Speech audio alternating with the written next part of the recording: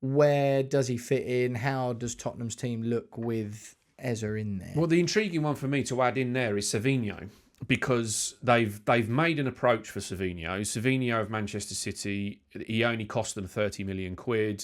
His wages are very, very low for Manchester City, around about the 30 to 40k mark.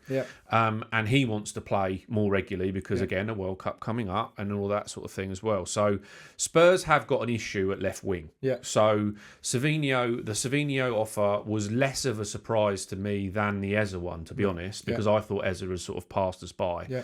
And obviously the money that's spent on Kudus, they bought in João Palhinha. However, there's a big question mark over Richarlison. There's a big question mark over, well, they've signed Matis Tel and they've signed Odegaard, so that puts quite a big question mark over Brennan Johnson if they bring in another player.